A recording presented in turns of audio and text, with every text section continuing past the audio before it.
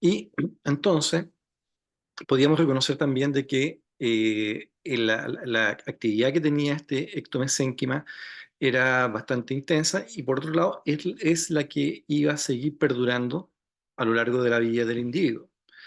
Con esto hacíamos ver que aquel tejido que inicialmente era responsable de la formación del esmalte es un tejido que después entraba en un proceso de regresión, de colapso celular hasta la muerte y se desintegraba para permitir la erupción del diente. No así aquellos elementos que conformaban la dentina, la pulpa, que los cuales continúan con su proceso de formación y hablábamos de lo que era la formación dentinaria, pulpa y raíz, y cómo también quedaban ciertos elementos y vestigios embrionarios que derivaban de la vaina de Hedwig, ¿cierto? Que al final terminaban conformándose los restos epiteliales de Malassez. ¿Sí? Bien hasta acá, ¿cierto? ¿Sí? Y conceptualmente, igual es relevante lo que pasa con los restos epiteliales de Malassez porque son componentes relevantes para lo que es la formación de los cuadros de naturaleza quísticas radiculares, ¿ya? Eh, y un paréntesis, que esto sí no me acuerdo que lo hayamos comentado, pero así como hay restos epiteliales de Malassez, también hay restos epiteliales de Serres, que son los que vienen de la lámina dental, que están en el extremo opuesto, ¿cierto?, hacia la porción coronaria, y esos también remanentes epiteliales también se interpretan como fuentes potenciales de desarrollo principalmente de tumores odontogénicos y después lesiones, y también lesiones quísticas. Entonces, ¿por qué es importante visibilizarlo? Y sigo dentro del paréntesis, en que ningún quiste es espontáneo, ningún quiste dentígero es espontáneo, ninguna ameloblastoma ni queratoquiste es espontáneo. Todos provienen de alguna parte, ¿ya? Todos vienen de alguna, en este caso de vestigios epiteliales, remanentes epiteliales, que siguen siendo elementos vitales, que ya no están en función, que debieron haber desaparecido, pero que persistieron y siguieron en vivir, eh, siguieron viviendo. Y entonces de ahí viene toda esta génesis para lo que sería después el desarrollo de este tipo de lesiones. Entonces, eso igual es súper importante entenderlo y tenerlo permanentemente presente para que no creamos esto de que me salió un quiste o una eventual explicación como generación espontánea, porque que no es así, ¿no? Me salió una ameloblastoma. Bueno, habían remanentes epiteliales que permitieron que se activaran y que tuvieran cambios suficientes para transformarse en un tumor agresivo, pero no es espontáneo, ¿ya? Entonces, eso siempre es interesante. Y así como también pasa con los otras patologías, otros trastornos que pueden ocurrir en el resto del cuerpo, ¿ya? O sea, un quiste sinovial, un tumor donde sea, son cosas que siempre provienen de algún lado, ¿ya? Cerramos paréntesis. Entonces, habíamos hablado de lo que implicaba esta naturaleza, de esta forma, de cómo se conformaba el órgano dentino pulpar, y desde un punto de vista embrionario, y entendíamos, digamos, las fases y los roles y la participación de los diferentes elementos que van a conformar al final el diente. Sabemos también de que la formación dentaria también tiene una, una cronología donde no todo está ocurriendo simultáneamente, siempre se parte diciendo que entre la cuarta y quinta semana de vida intrauterina, bueno, pero es el central, ¿no? ¿Mm? Ahí hay dientes que están formando y están en esa misma etapa, digamos, entre comillas, embrionaria, en el caso de los terceros molares, a los 15, 16 años. Entonces, eso es algo que uno también debe de reconocer. Ahora bien, la pregunta es, ¿por qué vemos ontogénesis? ¿Ya? Y aquí nuevamente insistir en algún concepto que yo les presenté en la primera sesión, en que el concepto de la odontología eh, regeneradora rescata conceptos embrionarios, ¿ya? Entonces ahí es interesante saber que a los 17 años, a los 18 años, a los 20 años, aún hay tejido que tiene un comportamiento embrionario, ¿ya? Y en ese aspecto los odontólogos somos agente importante en la pesquisa y en la recolección de ella.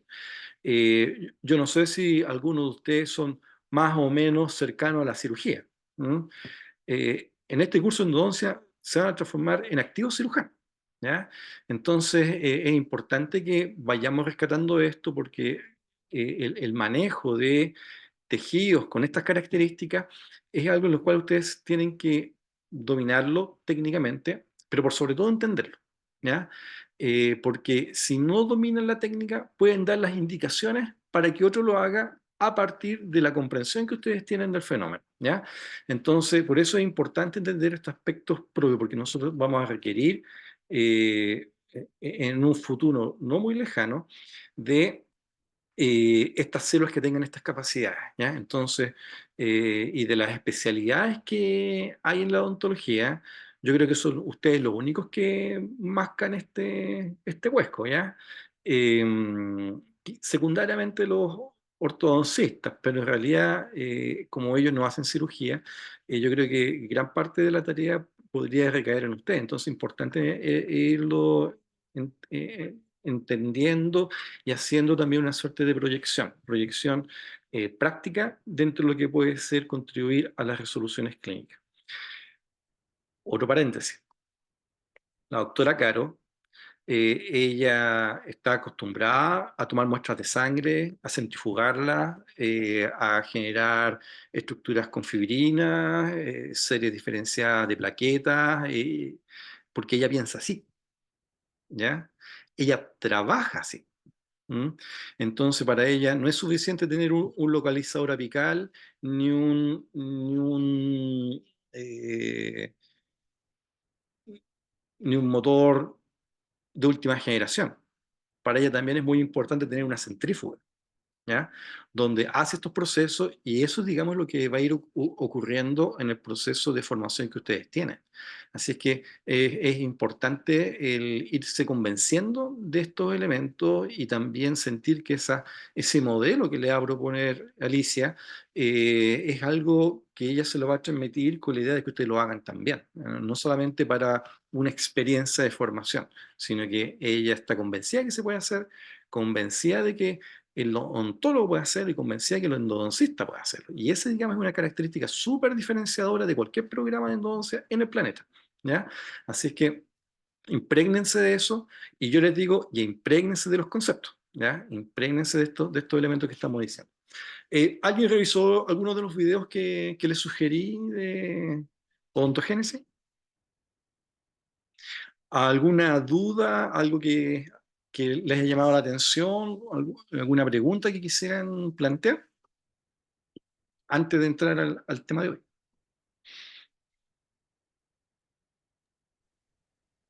Por lo menos de mi parte, no. Como que el video me aclaraba harto porque iba como marcando y dibujando en el mismo Sí. video.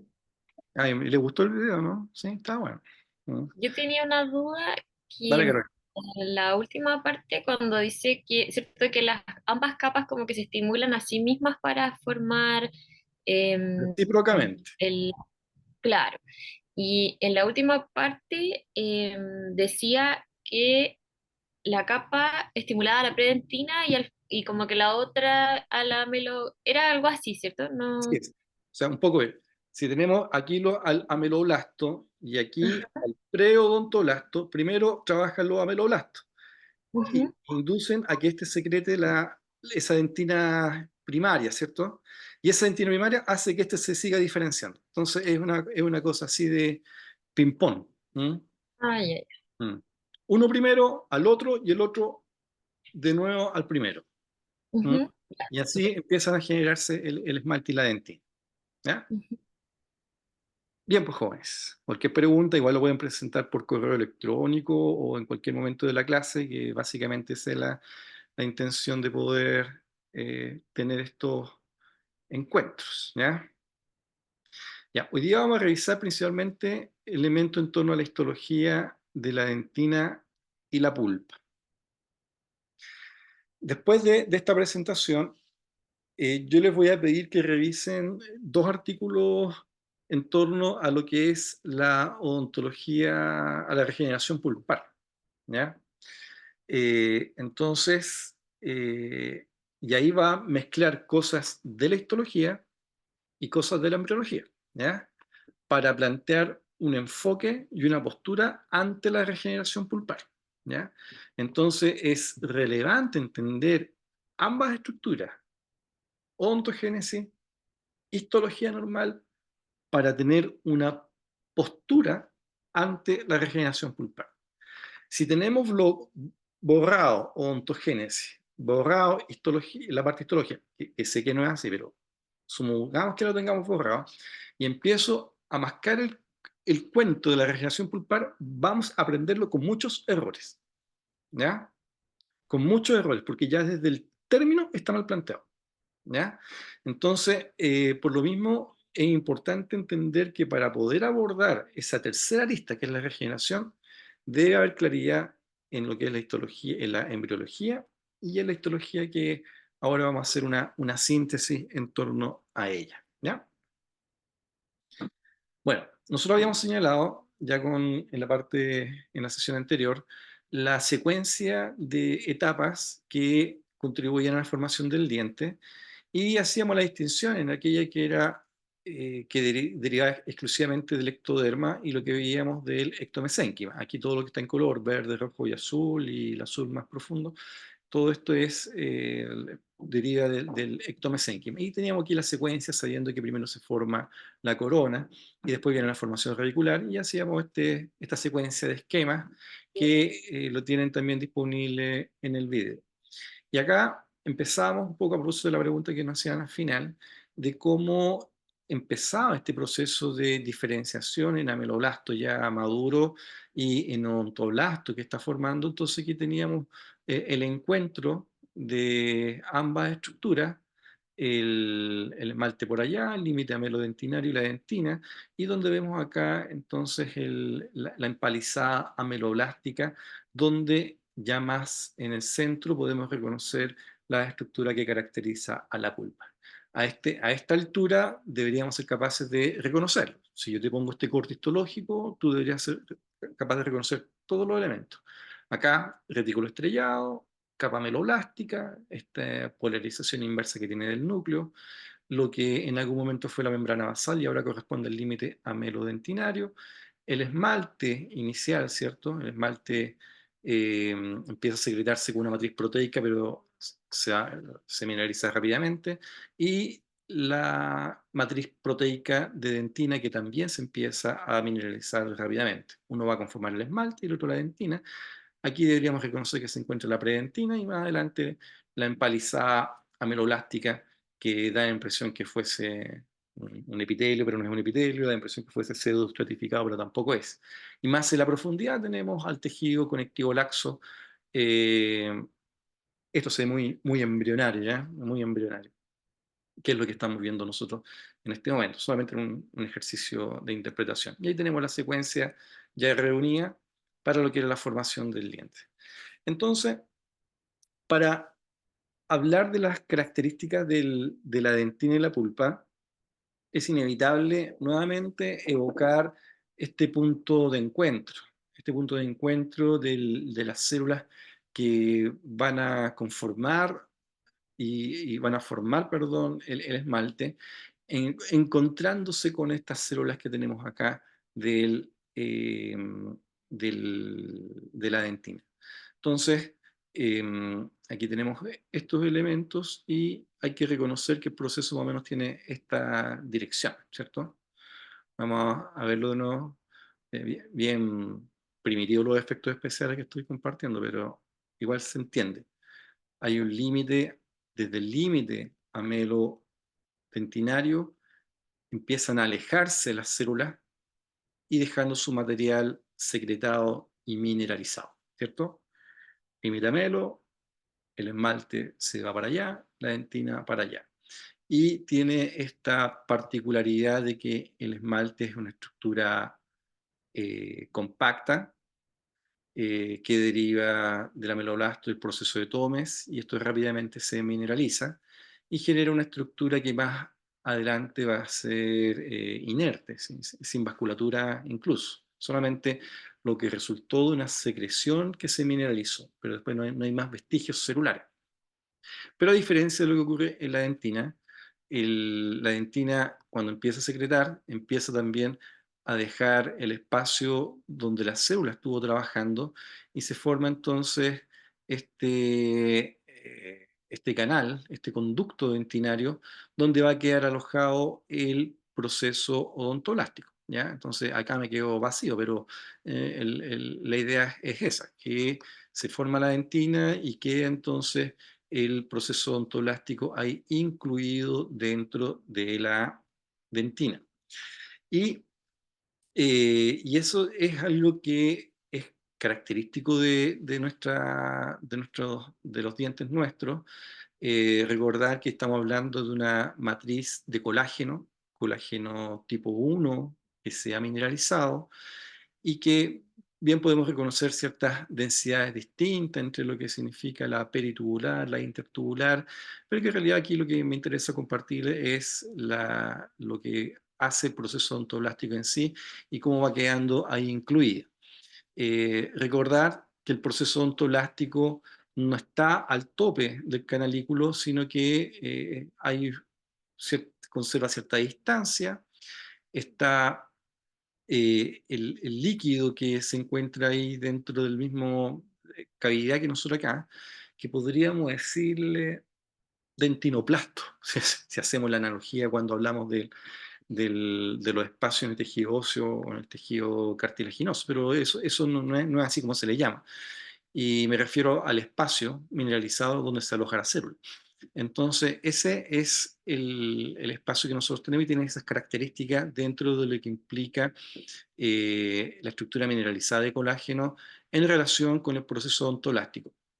Y otro elemento que también no es menos importante corresponde a la fibra nerviosa, donde bien sabemos que hay una fibra nerviosa sensitiva que recorre por debajo de la empalizada ontoblástica y algunas fibras hacen una sinapsis a nivel del cuerpo del ontoblasto y otras fibras se meten dentro del conductillo, se enrollan y hacen también una sinapsis ahí con la fibra del proceso odontoblástico propiamente tal. Esto nos ayuda a entender el concepto de la sensibilidad, la sensibilidad que uno tiene por el avance de una caries, por la hipersensibilidad dentinaria, eh, por un estímulo térmico o dulce que puede estar afectando la dentina, es explicada por este tipo de fibras que se llaman fibras A delta,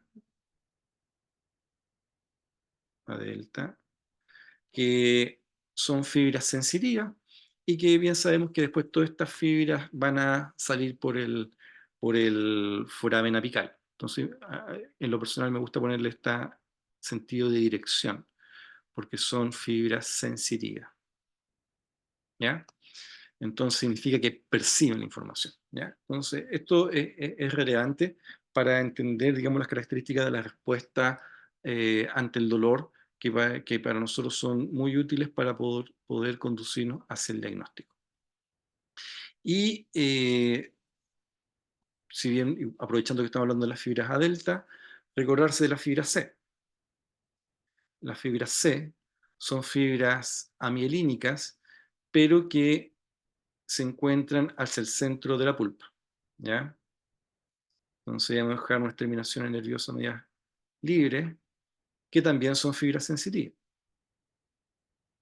Al ser fibras amielínicas, su velocidad de transmisión es más lenta y son las responsables de la percepción del dolor profundo, ¿ya? Ese dolor que al final no te deja dormir, ¿ya? Que no se con lo analgésico y para nosotros es indicador de cambio del diagnóstico. Ya no es una caries dentinaria profunda, ni es una pulpitis transitoria de tipo reversible, sino que cuando están estimuladas estas fibras ya es más signo de irreversibilidad. Pero es importante irla proyectando y entendiéndolo desde el concepto de la histología. Entonces, siempre es relevante entender que las características de la dentina es que es una estructura altamente mineralizada, cribada en todo su espesor, que describe cierta S itálica al momento de vincular la superficie límite melodentinario hacia la superficie interna de la cámara pulpar, y que sabemos que esa estructura es básicamente lo que caracteriza a la dentina, ¿ya? Entonces, ojo que estamos, y aquí no estoy hablando con estudiantes de primer año, así que voy a dar algunos ejemplos inmediatos para discutirlo. Entonces nosotros sabemos que el avance de la caries ante una lesión cavitada va a generar zonas también dentro de la dentina, ¿ya? Y hablamos de la dentina infectada y hablamos de la dentina afectada.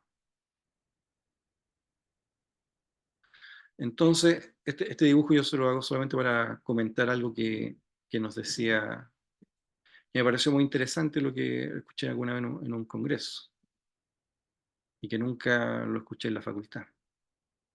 Entonces, un profesor brasilero, joven, decía que la dentina que uno elimina ante el avance de una caries, uno debería hacerlo con cuchareta o con baja velocidad y sin anestesia. Entonces eso, yo era estudiante de pregrado, entonces me puso en alerta y me espantó un poco. Y él continuaba dando su explicación. Claro, porque lo que nosotros estamos eliminando, decía él, es dentina necrótica. Entonces la dentina necrótica no tiene capacidad de percibir. La dentina está desnaturalizada, el proceso odontoblástico o ya se arrancó o ya se murió, y por ende deberíamos hacer una eliminación de la dentina con cuchareta. Y eso a mí me puso, me motivó a hacer la reflexión y a tratar de entenderlo, en cuanto a lo que implicaba el sentido de su sugerencia, que casi parecía una indicación, en cuanto a lo que implicaba la naturaleza de la dentina y lo que estamos conversando nosotros ahora en cuanto a la relación de normalidad.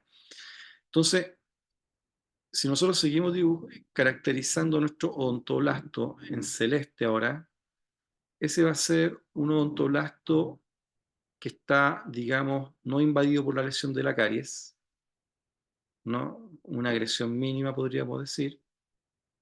Y acá vamos a tener los procesos odontoblásticos que se terminaron arrancando de la noxa, que es la esperanza que tenemos cuando el avance es lento, ¿cierto?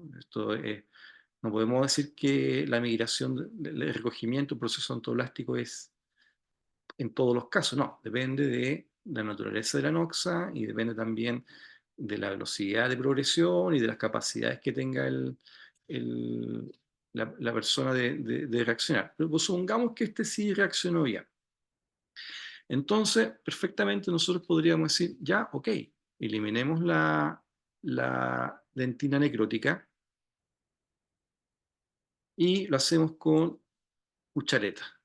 Entonces, de algún modo, lo que dice el profesor brasileño tenía razón, o podríamos estar de acuerdo con él.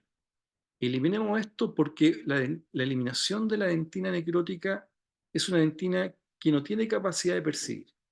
Entonces, él decía, cuando llegues al AI, es que ya esa dentina está vital. Y por eso decía él que tenemos que hacer la eliminación de esto con cuchareta y sin ocupar anestesia. Es lo que decía eso, en realidad. Más que apostar a la cuchareta es hacer esta remoción sin anestesia. Y claro, entonces después vino la siguiente pregunta que me hacía yo en esos momentos. Entonces, si nosotros tenemos, por otro lado, odontoblastos saludables, vamos a suponer que estos odontoblastos son saludables, y me toca hacer una preparación de prótesis fija,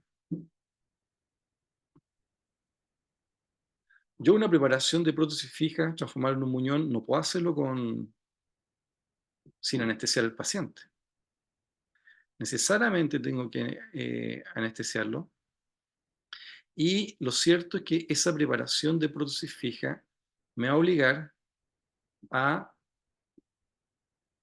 dejar una preparación donde uno va a estar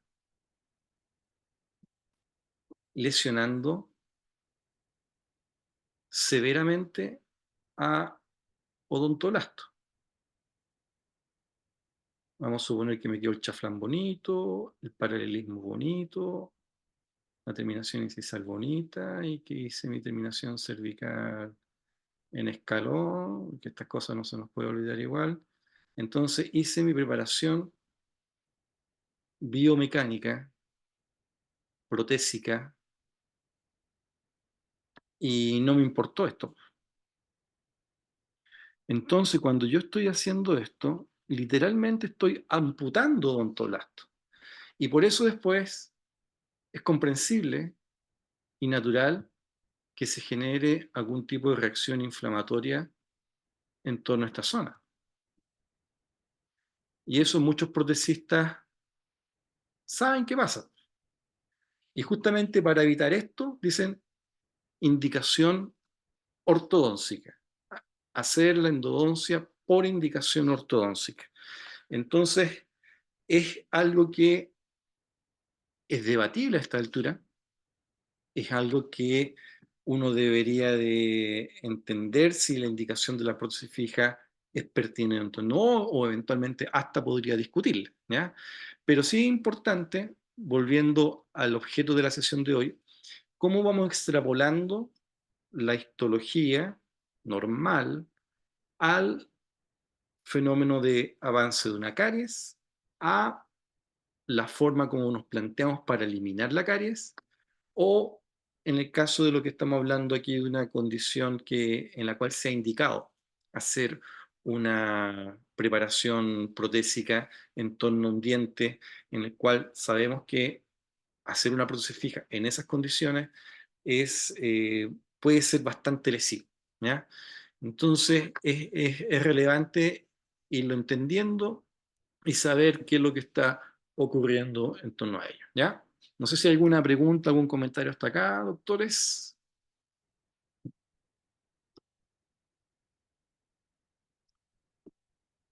Sigamos nomás entonces, ¿ya? Entonces, yo lo que espero hasta acá es nuevamente eh, repasar, ¿cierto? Estos conceptos que estamos hablando y tratando de hacer esta interpretación desde lo que nosotros vemos en nuestras acciones de rutina, ¿ya? Entonces, ¿cómo vamos nosotros generando este tipo cómo vamos interpretando lo que está sucediendo en el celular a partir de acciones odontológicas que pueden estar ocurriendo o que podemos estar provocando, ¿ya? Entonces, acá tenemos nuevamente las características del esmalte dentario, la empalizada odontoblástica y el tejido pulpar que corresponde al tejido conectivo laxo, en el cual nosotros estamos acá, vamos en clase, en el cual nosotros podemos ver las características propias de un tejido conectivo laxo, ¿ya? Fibroblastos, sustancia fundamental, estructuras fibrilares, vasos sanguíneos numerosos, y recordar siempre, siempre, siempre que todo fenómeno inflamatorio es a expensa de tejido conectivo laxo. Cuando tú tienes una lesión en la piel y se te inflama porque te picó un bicho, lo que sea, ese tejido conectivo laxo es el que está generando, donde está ocurriendo el proceso inflamatorio. Cuando tú tienes un problema de una reacción alérgica, es a expensa el tejido conectivo laxo, el cual está generando el fenómeno inflamatorio propiamente tal. Y nosotros siempre tenemos que tener presente de que la pulpa dentaria es tejido conectivo laxo, en cuya periferia, en relación a la pared dentinaria, está dispuesto la capa ameroblástica. Pero todo lo demás es tejido conectivo laxo. Entonces, si nosotros volvemos a hacer la analogía del ejercicio de lo que implicaba este trabajo invasivo de una prótesis fija, y tenemos proceso odontoblástico aquí, y tenemos el proceso, la célula probablemente tal acá, nosotros tenemos que reconocer que el proceso inflamatorio justamente va a desarrollarse en torno al tejido conectivo laxo que tenemos acá. En una primera instancia va a ser localizado, Pero después, cuando estamos hablando de un proceso inflamatorio irreversible, estamos hablando del tejido a expensas del tejido conectivo de la cámara pulpar, ¿ya? Pero en las primeras etapas, en los primeros momentos del proceso dentro de lo que implica la respuesta inflamatoria, es algo localizado, ¿ya? Una caries puntual, un desajuste en un cuello dentinario, en una condición local que puede estar generando algún tipo de irritación. Ahí siempre hay un fenómeno local, pero cuando esto se vuelve algo generalizado es cuando estamos haciendo el cambio de diagnóstico de una pulpitis reversible, como lo veíamos en el compromiso local, empieza a tener características de lo que es el compromiso de una pulpitis irreversible, como estamos nosotros interpretando acá. No sé dónde es el, ¿no? Pero eso es un poco para que lo vayamos reconociendo. Y nuevamente, cuando nosotros hablamos que es el tejido conectivo laxo que reacciona, son los capilares sanguíneos que lo constituyen los que empiezan a tener toda esta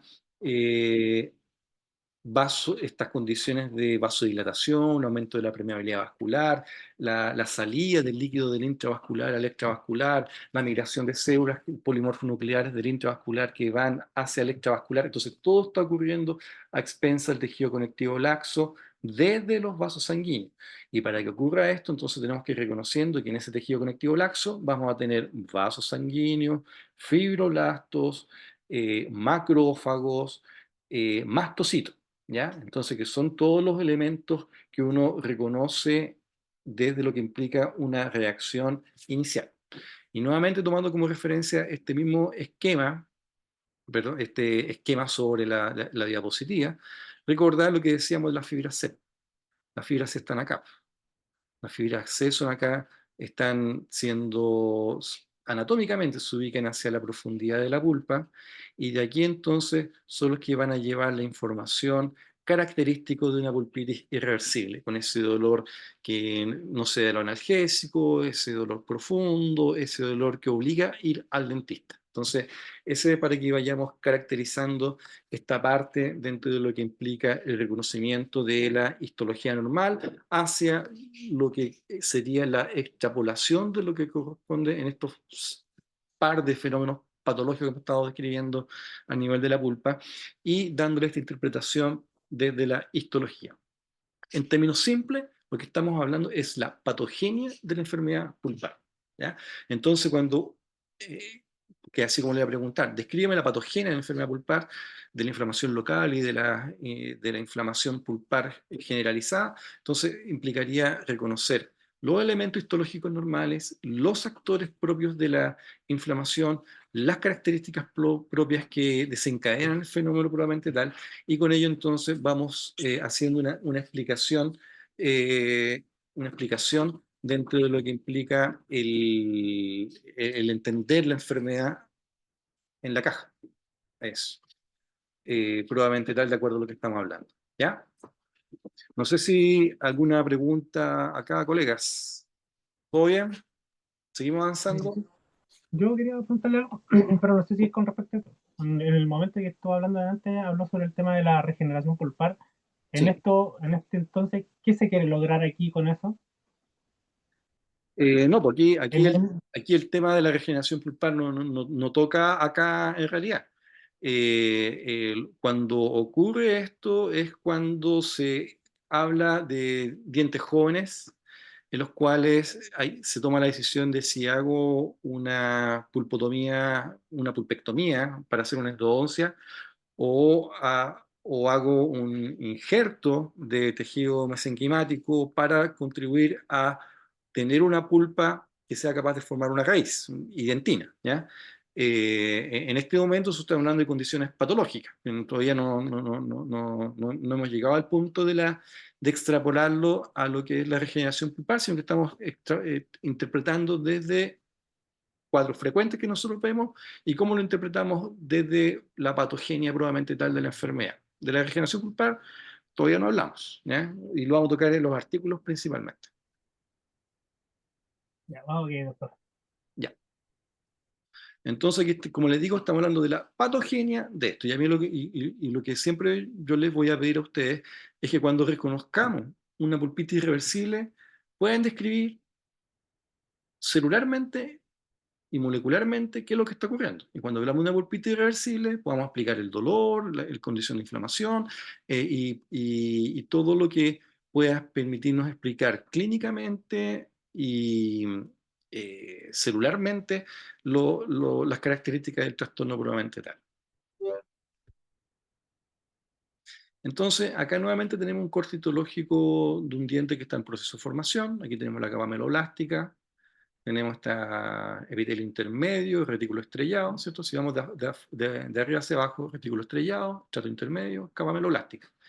Células cilíndricas con su núcleo dispuesto en polarización inversa, la formación del esmalte y lo que es la dentina, y aquí la capa odontolástica, ¿cierto? Donde tenemos aquí en empalizada, donde acá sí se ven bastante bien en el sentido de que no parece epitelio, sino que parecen bien células que están juntitas y reunidas entre sí, y después viene la parte del tejido pulpar. Nuevamente lo mismo, pero desde un punto de vista lateral. Aquí la importancia nuevamente de ver este tejido mesenquimático como un tejido conectivo laxo. Y al revés, cuando nosotros hablamos de las características del tejido mesenquimático, es el tejido conectivo laxo.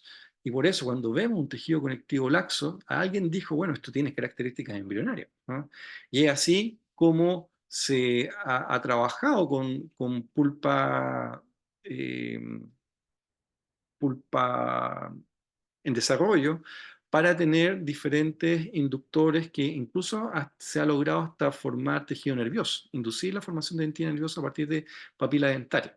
Entonces, y eso es un poco lo que en una de las aristas de la regeneración hay que visibilizarla y proyectarla como un elemento celular.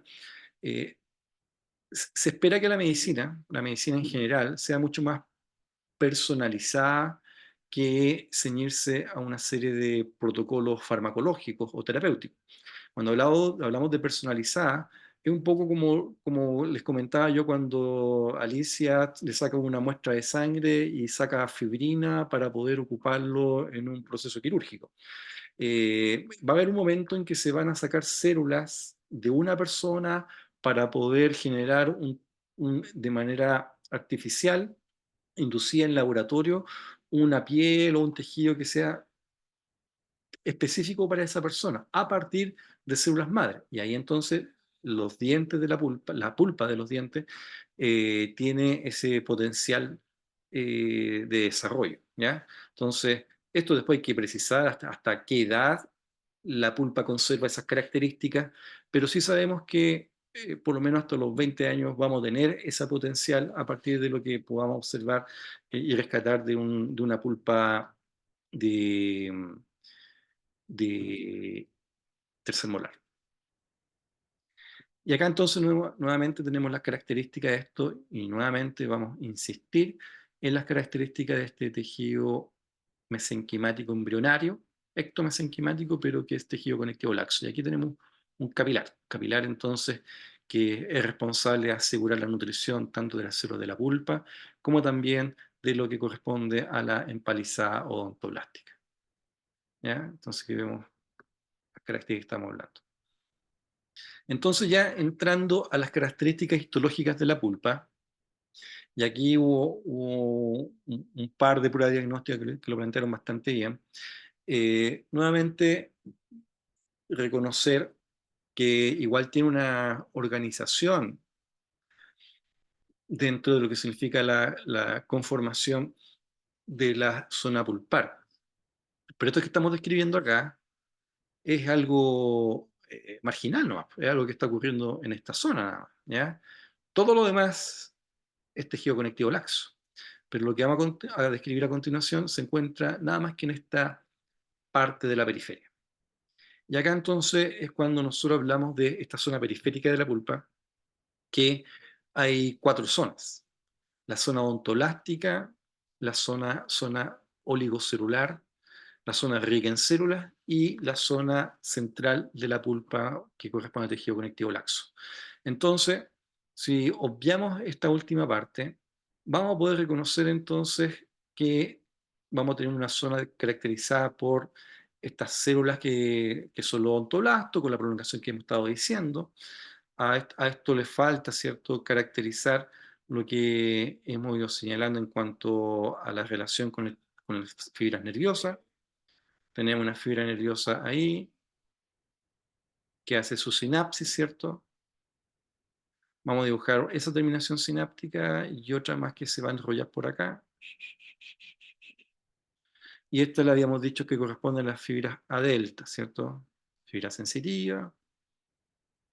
Y que como ser una fibra sensitiva, entonces tiene esta dirección en cuanto a la transmisión del impulso, ¿ya?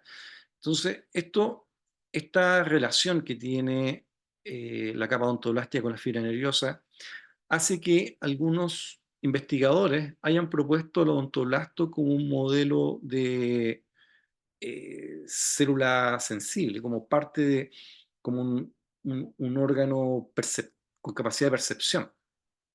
Entonces, y lo transforma casi como una terminación nerviosa prácticamente específica, como si fuese un, un corpúsculo de Pacini, de Meissner, o una terminación nerviosa sensitiva, agregan a lo que implica esta terminación nerviosa con este órgano perceptivo que es el odontoblasto. Eso está, sigue en discusión, pero hay elementos que podrían permitirnos entender esto. Entonces, esto es un poco para caracterizar esto. Esta otra característica que tiene la zona odontoblástica es que estas células se encuentran comunicadas entre sí. Y estas comunicaciones están dadas por canales de conexina, me quedo muy grande, ¿eh? Pero son estas uniones comunicantes, no sé si se acordarán ustedes en su clase de biología celular, aquellos que parecían como cilindros de papel higiénico, ese tipo de unión existe acá también, ¿ya? Entonces, eso permite que la información o el flujo que esté recibiendo esta también la puede transmitir lateralmente a las células de al lado. Entonces, esto se logra principalmente por las conexiones, por las uniones de conexina que tiene el odontoblasto, ¿ya? Entonces, esta zona que, que se llama zona ontoplástica, la subyace una zona que se llama oligocelular. El concepto de oligocelular quiere decir que es pobre en células, ¿ya? No es que no tenga células, pero es pobre en células. Entonces, y esto viene principalmente para contrastarla con la zona rica en células, que tiene muchas células. Entonces, este viene, digamos, a entrar a explicarse por la zona que viene a continuación, ¿ya? Porque la zona oligocelular no significa que no tenga células como a veces se describe, no, es pobre en células. Y vamos a encontrar fibroblastos aislados y vamos a encontrar también células dendríticas con capacidad defensiva y capilares también hay dispuestos. Y en estas zonas oligocelulares también es donde transitan las fibras nerviosas como las que estamos describiendo, como las que describimos recién, las fibras A delta. Entonces, esto es lo que nosotros vemos acá en la zona oligocelular o basal de Weil, y como le decía, es responsable de darle el sustento nutricional a través de los capilares, ser la zona donde transitan vasos sanguíneos y nervios, entonces le da ese soporte metabólico sensorial. Y como es una zona de tejido conectivo, también vamos a encontrar fibroblastos acá en esta zona, ¿ya? Entonces, este es para explicar la segunda zona, la zona odontoblástica por un lado y la zona oligocelular. Y hacíamos esta observación que el concepto de oligocelular eh, tiene más sentido cuando lo contrastamos con la siguiente zona, que es rica en células, ¿ya? Y la zona rica en células es tal cual como vemos, es porque una zona donde hay muchas células de fenotipo de tejido conectivo, donde vamos a encontrar principalmente fibroblastos y también células mesenquimáticas, ¿ya? Y esto cumple una misión, ¿cierto? De ser células de relevo principalmente cuando el odontoblasto está con problemas, ¿ya? Cuando el odontoblasto, por una razón ya sea infecciosa o algún estímulo que haya generado la muerte pulpar, entonces las células mesenquimáticas son las que se diferencian para poder ir a emular su función, ¿ya? Entonces cobran mayor actividad cuando hay agresión al odontoblasto. Si nosotros volvemos al esquema que estábamos rayando, y veíamos aquí que había una condición inflamatoria, antes de que ocurra el proceso inflamatorio masivo que describimos en la pulpa, lo primero que va a tratar de ocurrir es que las células presentes en la zona rica en células, vamos a suponer que está acá la zona rica en células, van a tratar de ir a resolver el problema en cuanto a lo que implica ese odontoblasto dañado, ¿ya?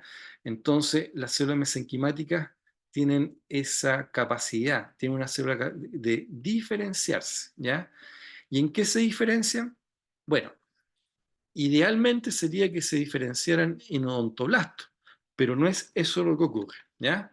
Entonces, se diferencian en una célula así, con capacidad de secretar colágeno y que se va a mineralizar finalmente, ¿ya? Entonces, de algún modo, es una célula, adopta un perfil de una célula secretora con capacidad de formar colágeno tipo 1, el cual se va a mineralizar. ¿Sería correcto decir que eso es dentina? No, eso no es dentina. ¿Sería correcto decir que ese odontoblasto fue reemplazado por una célula mesenquimática que va a cumplir todas sus funciones de manera equivalente? No, tampoco sería correcto. Sería como tratar de reemplazar a Alexis Sánchez en la delantera. Digamos que Alexis Sánchez es el odontoblasto. Nadie va a jugar como Alexis Sánchez. Vamos a poner a alguien que va a tratar de emularlo, pero no va a ser Alexis Sánchez. Entonces, esta célula mesenquimática es la célula de reemplazo, el que va a tratar de reemplazar al odontoblasto, pero no lo reemplaza de manera efectiva. Solamente su capacidad de formar colágeno tipo 1 y de lograr que ese colágeno 1 se mineralice. Si yo tengo acá, por ejemplo, un odontoblasto que falleció, y obviamente no se van a morir de uno, se van a morir de a grupo, entonces vamos a tener esta célula tratando de formar una estructura mineralizada. Entonces aquí vamos a entender que le decimos dentina terciaria, es de tipo reparativa, y va a lograr un sello con colágeno mineralizado, pero no es dentina, ¿ya? No es dentina del odontoblasto, no es dentina con las capacidades que tiene la dentina en sí, sino que es un sello proteico calcificado, un material mineralizado, una cicatriz mineralizada, pero no va a reemplazar las funciones. Entonces, y esto que estoy destacando acá, y que me he detenido a hablar con un poquito más de atención, es cuando empezamos a llevar, a extrapolar los conceptos de la regeneración. Y ahí es cuando uno tiene que entender qué es regeneración, qué es cicatrización, qué es cicatrización fibrosa, qué es una mineralización reparativa. ¿Son todos sinónimos? No, definitivamente no. ¿Ya? Entonces aquí es cuando empezamos a debatir o a hacer un asentamiento conceptual que sea más adecuado a lo que realmente ocurre en un intento de cicatrización o de regeneración o de recuperación. Cuando nosotros hablamos de dentina sana, estamos hablando de la empalizada ontoblástica, la dentina cribada, la organización, como estábamos describiendo, de los elementos celulares, la inervación de la dentina, porque al final la dentina es un tejido inervado, ¿cierto? Y eso, digamos, un poco lo que tenemos que contrastarlo con lo que está pasando acá. Acá, en este proceso, en esta cicatrización que estamos hablando acá, ¿hay un odontoblasto nuevamente formado? No. ¿Hay una dentina permeable, porosa, cribada como la teníamos originalmente? No. ¿Hay una recuperación de la inervación de esa dentina? No. ¿Es regeneración esto? No. Démosle un mejor nombre entonces. Entonces, y ese digamos un poco lo que hay que ir entendiendo, porque un fenómeno similar es cuando nosotros estamos hablando de la mal llamada regeneración pulpar, ¿ya? O incorrectamente señala eso. Bueno, entonces aquí tenemos las características de la dentina. La dentina es que es un proceso fibroso, ¿cierto? Colágeno tipo 1, ¿cierto? Mineralizado, pero es una estructura muy proteica, muy compactada, mineralizada, integrada estructuralmente con células. Eso es la dentina. Aquí nuevamente tenemos una dentina donde podemos ver esa zona que correspondería a la pared interna de la cámara pulpar y cómo esto después se sigue con esta estructura tubular donde se distribuye el proceso odontoblástico, ¿ya? Eso es lo que uno regularmente reconoce.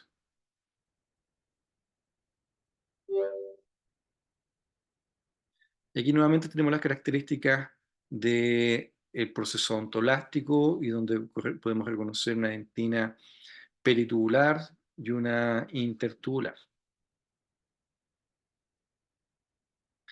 Entonces, aquí tenemos nuevamente la caracterización de la dentina, la predentina, la empalizada ontoblástica y el tejido conectivo subyacente.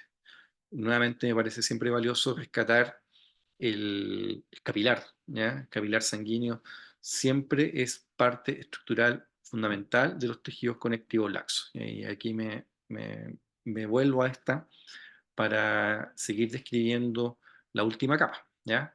Y antes de entrar a la última capa, porque habíamos quedado en esto, en la zona de rica en células, donde teníamos múltiples fibroblastos y la célula mesenquimática, y en esto fue cuando me desvié a esta parte para describirla.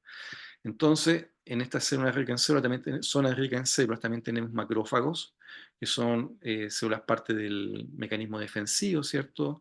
Son células que residen normalmente en el tejido conectivo, y acá también aparece algún linfocito en este esquema, que es un muy buen esquema del Gómez de Ferraris. Entonces, aquí tenemos estas tres capas, nuevamente, la zona odontolástica, la zona oligocelular, y la zona rica en células, donde hemos ido describiendo básicamente los elementos que ahí están presentes. Está la célula subodontolástica de Hall, de las cuales no es muy claro el rol que tienen, ¿ya? Pero sí se describen que están ahí presentes. Entonces, de todo esto, ¿qué es lo que me interesa? Uno, agregar el componente nervioso. Segundo, darle valor al componente vascular. En este caso tenemos un capilar acá, aquí tenemos otros capilares más, ¿ya? Siempre presentes en los tejidos conectivos laxos. Y acá tenemos en la zona rica en células, no solamente la presencia de fibroblastos intensamente pobladas, sino que también el reconocimiento de las células mesenquimáticas y células defensivas como los macrófagos y los linfocitos. Entonces tenemos caracterizadas estas tres zonas: zona ontoblástica, oligocelular y rica en células. Y ya más en la profundidad, y que va a corresponder a todo el resto del tejido pulpar, y es la gran mayoría de ellas, corresponde entonces a la zona central de la pulpa, que es tejido conectivo laxo.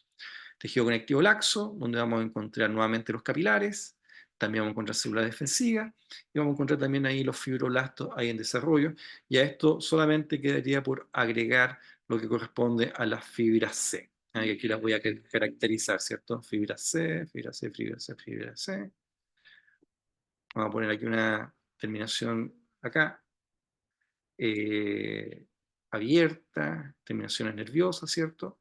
Y que van a tener esta capacidad de transmitir la información y llevarla hacia el sistema nervioso central, responsable de percibir su el dolor y generar las reacciones que le competen, ¿ya? Entonces, a este muy buen esquema hay que agregarle el componente nervioso y ser capaz de explicar qué rol cumple cada uno de estos elementos. No sé si hay alguna pregunta, algún comentario hasta acá, colegas.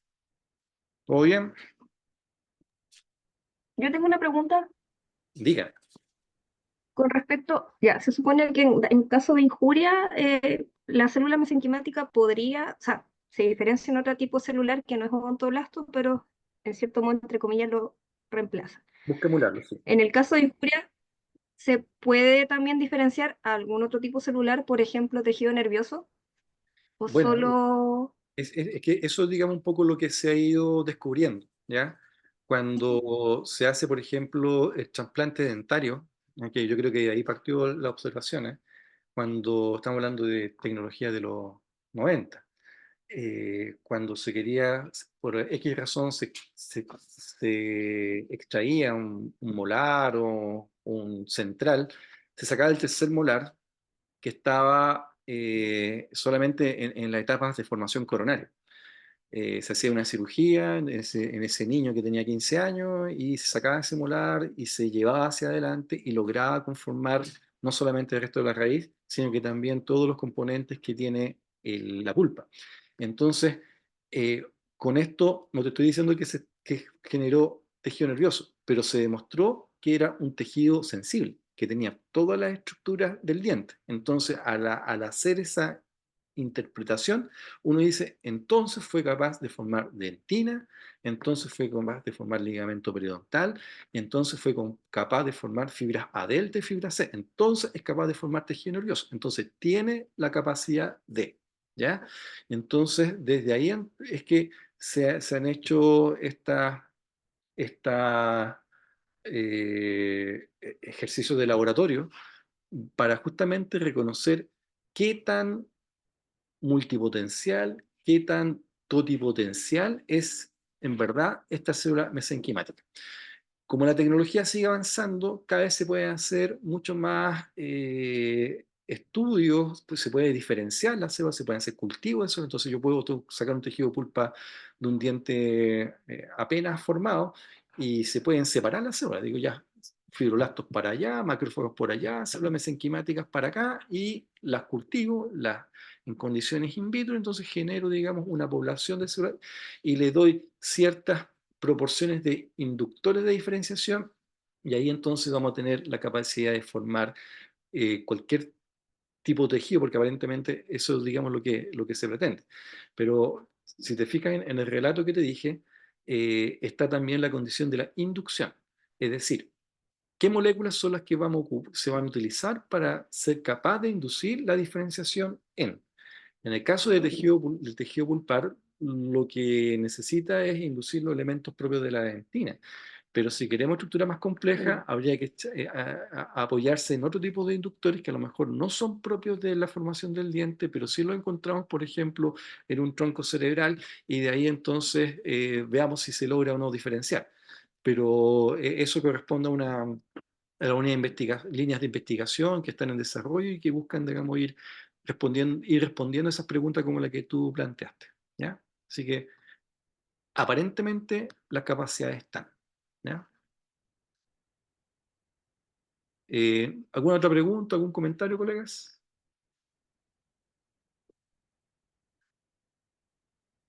Seguimos. Entonces estamos hablando nuevamente de las características, en este caso el componente mineral de la dentina, y vemos acá entonces cómo se organiza esto. Y yo insistí en el relato de que estamos en presencia de una estructura eminentemente fibrilar que se ha mineralizado. Entonces, el odontoblasto lo que secreta no es dentina, lo que secreta es colágeno, ¿ya? El odontoblasto es una célula secretora que secreta colágeno tipo 1, el cual rápidamente se mineraliza y entonces tenemos las características que nosotros ya sabemos de ella, ¿ya? Entonces, nuevamente me voy a poner a adulterar este esquema y vamos a dibujar acá, vamos a cambiarle color. A mí me gusta dibujar por si acaso. Y tenemos el odontoblasto acá, con su ocupación parcial, ¿cierto? De lo que implica el proceso. Vamos a suponer que esto está por acá y el odontoblasto tenemos ahí. Y nuevamente, el núcleo más grande. No es fácil dibujar con el PowerPoint. Y acá tenemos entonces la terminación nerviosa y la terminación nerviosa que va aquí a rodear el proceso odontoblástico probablemente tal. ¿Ya? Entonces, entenderlo así, visibilizarlo de esa forma, podemos explicar perfectamente el dolor dentinario, la hipersensibilidad, el dolor por caries, entonces tiene mucho sentido cuando uno lo ve así. Y esto es lo que yo le digo, por ejemplo, a los estudiantes de pregrado. Uno cuando está haciendo las acciones odontológicas, lo que busca, más que eliminar la caries, lo que uno busca es generarle condiciones al odontoblasto para que pueda seguir defendiéndose. Entonces supongamos que esto corresponde a un ionómero que puse, ¿ya? Entonces el ionómero es probable que todavía me quede caries acá, caries, una dentina afectada todavía, incluso esta podría estar infectada también. Pero ¿qué le estoy dando? Estoy atenuando la noxa y le estoy dando tiempo para que el proceso odontoblástico se recoja por un lado y también pueda formar dentina esclerótica, ¿ya? Entonces esa dentina esclerótica es una dentina más impermeable, de mayor resistencia y por ende estoy ayudando a que el odontoblasto pueda tener una reacción de estas características y de esta forma entonces tener el odontólogo ser una ayuda para el odontoblasto. ¿Ya? A mí me interesa que el odontoblasto provoque este tipo de reparaciones. Ustedes como endodoncistas, espero que no ante cualquier diagnóstico lleguen y perforen a hacer una perfecta acceso, una perfecta apertura con un acceso a la cámara pulpar directa. O sea, primero veamos, hacer el correcto diagnóstico, hacer estas acciones que son propias de la odontología general y ver efectivamente qué es lo que cómo estamos tratando a nuestro odontoblasto y si le vamos a generar condiciones para que se recupere o bien inmediatamente vamos a extirparlo. Entonces eso, digamos, un poco para provocarlos en ese ejercicio reflexivo que siempre hay que hacer dentro de lo que significa después el ejercicio de la profesión. Qué bueno esto. Entonces, nuevamente acá, insistir en el valor conceptual que son los vasos sanguíneos. ¿Ya? Eso es muy relevante. Y aquí tenemos nuevamente la síntesis de lo que hemos estado señalando, ¿cierto? Las características de la dentina que ya estuvimos hablando, de las partes de la zona periférica de la pulpa y siempre darle valor a esta zona final que corresponde al tejido conectivo laxo que caracteriza en sí al mayor volumen de la pulpa probablemente tal.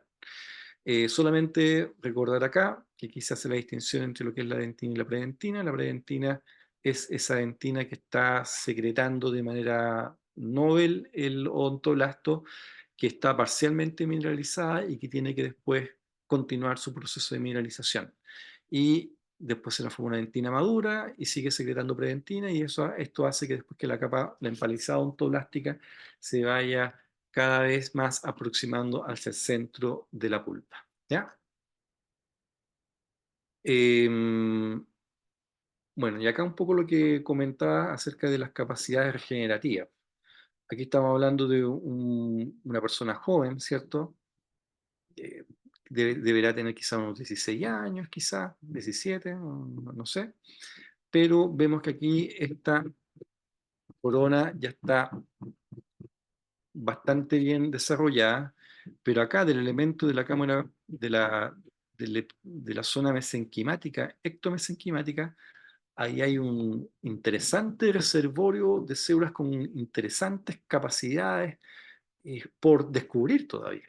Y no solamente tengo uno, tengo dos, tengo tres, tengo cuatro, y a lo mejor acá puedo requerir y hacer ingeniería biológica, ¿cierto? Donde puedo inducir la formación de ciertos elementos que me pueden servir para esta parte del territorio orgánico o para otra parte del cuerpo. Entonces eso, digamos, es lo interesante que, que ciertas líneas de investigación están tratando de darle espacio para poder entonces eh, hacer ciertos elementos de recuperación con esta biología más que personalizada, llena de identidad, porque solamente le va a servir a la persona que corresponde. ¿Ya? Bueno, y aquí un comentario respecto a las endodoncias. La endodoncia tiene la esperanza, ¿cierto?, de remover no solamente el tejido pulpar, sino que también todo el tejido presente en los conductillos dentinarios. Aspira a tratar de dejar todo eso vaciado y todo eso relleno. Y es muy difícil que logre vaciar todo y es muy difícil que logre rellenar todo. Y no me estoy refiriendo a la cámara, sino que a los conductillos donde se aloja el proceso odontoblástico. Y por eso en la endodoncia se justifica el uso de eh, agua oxigenada, ¿cierto? Con los diferentes volúmenes que ocupa, porque tejido, el agua oxigenada es un elemento desintegrador, ¿ah? Entonces desintegra los vestigios orgánicos. Entonces, por eso la irrigación ¿ya? Porque busca mecánicamente con el extirpador pulpar sacar lo que más pueda desde un punto de vista macroestructural, pero con un punto de vista químico busca eliminar cualquier vestigio que pueda estar quedando ahí. No solamente tiene un potencial bactericida, sino que también es un desintegrador orgánico bastante efectivo, súper efectivo en realidad, y por eso busca después dejarlo absolutamente vacío. Y después, cuando va a hacer la obturación, tiene la esperanza de poder llegar hasta el mínimo de los confines de esos espacios celulares. Pero ambas situaciones son difíciles de lograr y por eso se avanza hasta lo que la tecnología permite avanzar. ¿Ya? Así que eso, estimados colegas, quería yo compartirles en cuanto a lo que implica la sesión del día de hoy. No sé si hay alguna pregunta, algún comentario.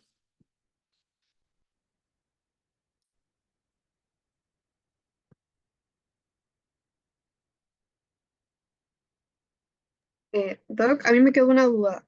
Lo que secretaría la célula mesenquimática, entonces no se consideraría como, o sea, ¿se podría considerar como la dentina terciaria? Claro, es dentina terciaria, pero es la dentina terciaria reparativa. ¿Ya? Ya, Hay una dentina terciaria que es la reaccional. Esa dentina terciaria reaccional la forma el odontoblasto, ¿ya? Pero ya, cuando el odontoblasto pierde la batalla y es desintegrada y hay que reemplazarla, entonces es la célula mesenquimática la que genera este otro tipo de dentina terciaria que se llama dentina terciaria o dentina reparativa, ¿ya? Entonces, en síntesis, hay dos tipos de dentina terciaria. La que genera el odontoblasto, que se le llama terciaria reaccional, y la terciaria que genera la célula mesenquimática, que es una terciaria reparativa, con todas las limitaciones que les dije yo. Es más osteoide, no es dentina. Es un material mineralizado, pero no es dentina. Es que yo respeto mucho la dentina estructuralmente. Entonces, cuando me dicen que esto lo reemplaza, no, no lo reemplaza. ¿Ya? ¿Más preguntas, jóvenes?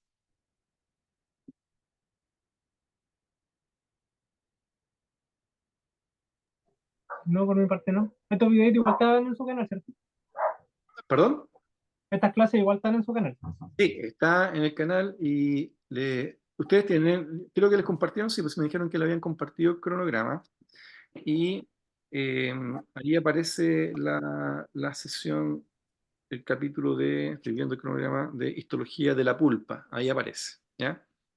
En todo caso, igual voy a subir este video porque agregué ciertos enfoques que no lo había hecho en otras sesiones. Así que está el respaldo de ahí, pero también voy a subir esta clase para que la puedan conversar, y si quieren discrepar, discrepen, y si no están de acuerdo con lo que estoy diciendo, díganlo, si ustedes son profesionales también, así que no hay ningún problema. Estamos para eso, ¿ya?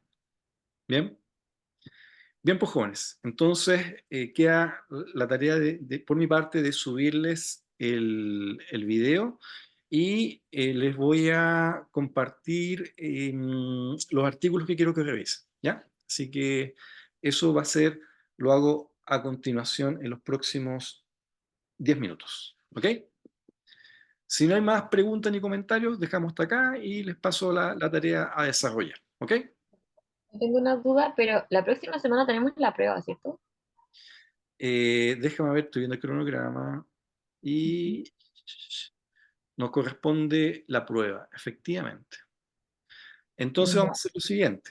Yo les voy a entregar los textos a leer, va con unas pequeñas preguntas que desarrollar. La próxima semana vamos a atender en la primera parte las preguntas que tengan, ¿ya? Vamos a comentar también los artículos, vamos a resolver dudas de ontogénesis, dudas de histología, dudas respecto a los artículos, y una vez resuelto eso, la prueba. ¿Ok? Bien. Ya, jóvenes. Quedamos en eso, estamos listos, nos vemos, y esperen, por favor, a sus correos las indicaciones de la tarea. ¿Ya? Listo. Muchas gracias. Ya. Gracias, doctor. Muchas gracias. Muy bien. Chao. Chao, chao.